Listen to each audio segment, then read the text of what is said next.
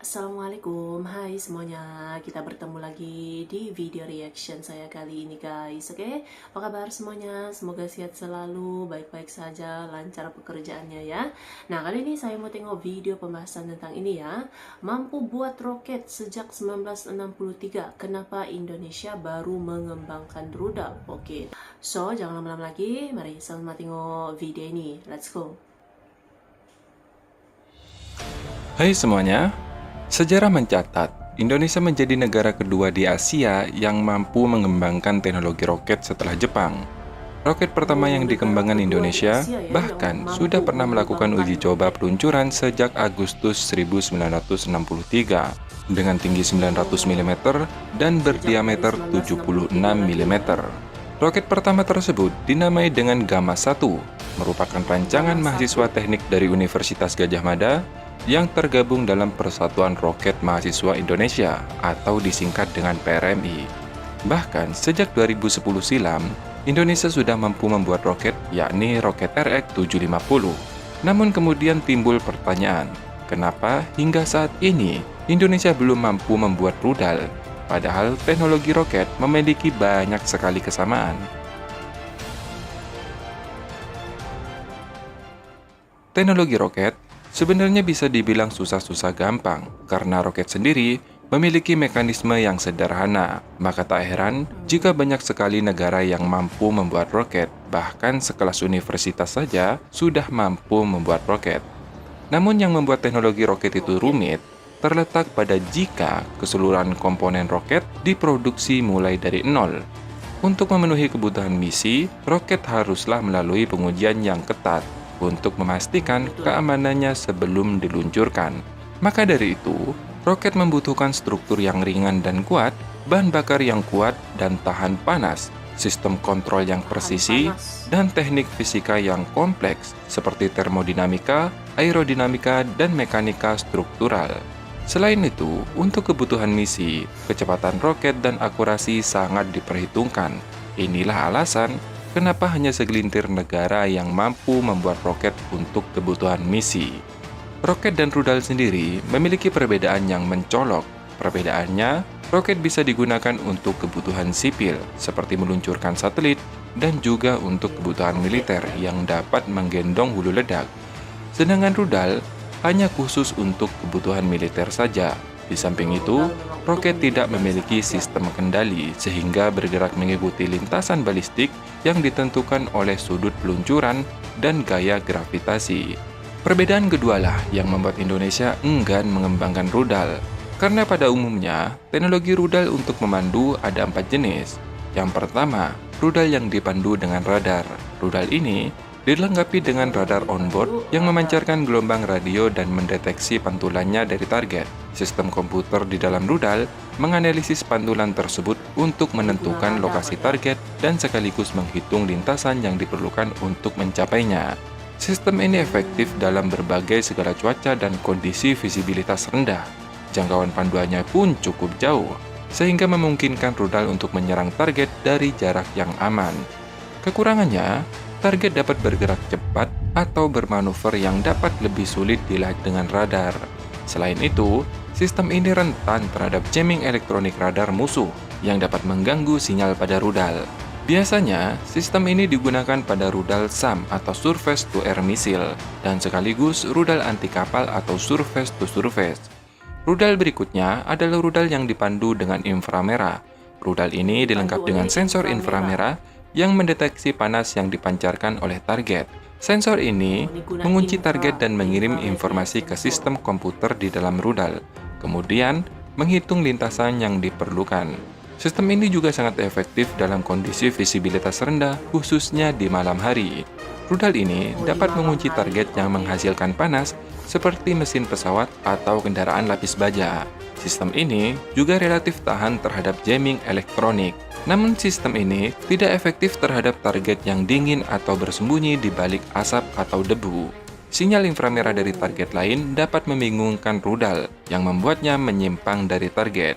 Dan biasanya sistem infrared ini digunakan pada jenis rudal AAM atau air-to-air missile, sekaligus digunakan untuk rudal anti-tank.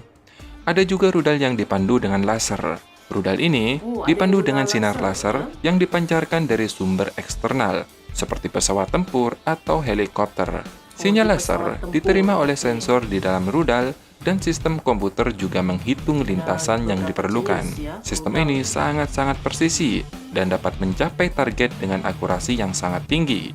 Rudal dapat menyerang target yang bersembunyi di balik rintangan. Selain itu, sinyal laser sangat sulit untuk diganggu atau di-jamming. Sayangnya, sistem ini membutuhkan sumber laser eksternal yang membuatnya rentan terhadap kerusakan atau gangguan. Cuaca buruk juga dapat mengganggu transisi sinar laser. Dan yang terakhir, yaitu rudal yang dipandu dengan GPS. Rudal ini menggunakan GPS. sistem navigasi GPS untuk menentukan lokasi target yang dapat diambil melalui satelit. Kemudian sistem komputer di dalam rudal menghitung lintasan yang diperlukan. Sistem ini sangat akurat dan dapat mencapai target dengan sangat presisi, bahkan pada jarak yang sangat jauh. Rudal dapat menyerang target dari segala cuaca dan kondisi visibilitas. Namun kelemahan fatal pada sistem ini sangat bergantung pada sinyal GPS dan dapat terganggu Bergantung atau pada sinyal diblokir oleh GPS. musuh. Selain itu, rudal dapat terpengaruh oleh kesalahan data pada sistem GPS. Maka dari itu, bisa disimpulkan setiap jenis sistem panduan rudal memiliki kelebihan dan kekurangannya masing-masing. Maka dari itu, di era modern, rudal biasanya menggunakan lebih dari satu sistem pemandu untuk menutupi kekurangan sistem pemandu masing-masing. Yang paling dikhawatirkan dari semua jenis rudal, sebenarnya rudal darat ke darat. Karena jika rudal tersebut memiliki jangkauan yang sangat jauh, maka tak perlu lagi menggunakan pesawat untuk mengantarkan rudal ke target sasaran. Terlebih, pangkalan militer di darat tentunya akan memiliki ruang yang lebih luas dibandingkan pesawat ataupun kapal, sehingga pangkalan militer dapat menampung radar deteksi untuk pertahanan yang jauh lebih kompleks dan lengkap, sekaligus dapat menyimpan puluhan ribu rudal untuk menyerang. Inilah mengapa Rusia sangat disegani meskipun tidak memiliki angkatan udara sekuat Amerika Serikat ataupun sekutu. Dan dari semua rudal darat ke darat, semuanya menggunakan sistem GPS atau sistem yang hampir sama. Kalau GPS versi Rusia disebut dengan GLONASS, GPS versi Cina disebut dengan Beidou Navigation Satellite System atau BDS. India, IRNSS atau Indian Regional Navigation Satellite System, sedangkan Jepang memiliki Kiwashi Zenith Satellite System atau QZSS. Dan terakhir, Uni Eropa menggunakan Galileo. GPS sendiri terhubung dengan satelit untuk menentukan target sasaran. Sedangkan Indonesia saat ini menggunakan sistem GPS dari Amerika. Atau dengan kata lain ya, Indonesia masih menumpang pada sistem satelit GPS Amerika. Maka, akan terasa konyol jika Indonesia membuat rudal khususnya darat ke darat jika sistem pemandunya masih menggunakan milik negara lain. Lantas pertanyaannya, kenapa Indonesia sekarang mulai berani mencari transfer of teknologi rudal, bahkan rudal darat ke darat seperti Atmaka misalnya? Rudal darat ke darat ya. So, jawabannya kalian seharusnya sudah paham bro. Artinya, perjuangan Indonesia sejak 2016 tidak sia-sia. Untuk membuat sistem navigasi sendiri, sistem ini disebut dengan peningkatan akurasi posisi atau Indonesian Positioning System, disingkat dengan INAPOS. Nah, untuk ini kita next aja lah dulu ya. Capek menurut gua bro. Sampai di sini dulu lah. Semoga informasi ini bermanfaat. Terima kasih sudah menonton. Sampai jumpa di next video. Dadah! Tapi sekarang Indonesia mengembangkan sudah itu ya sistem navigasinya sendiri ini.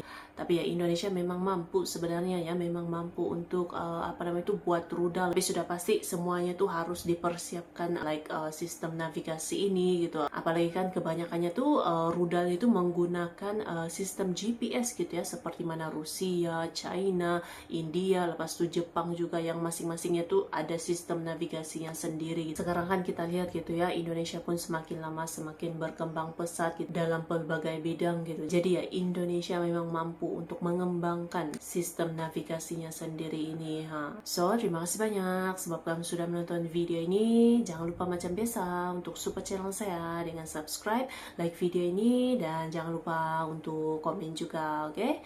Terima kasih banyak dan kita jumpa lagi di video seterusnya. Assalamualaikum.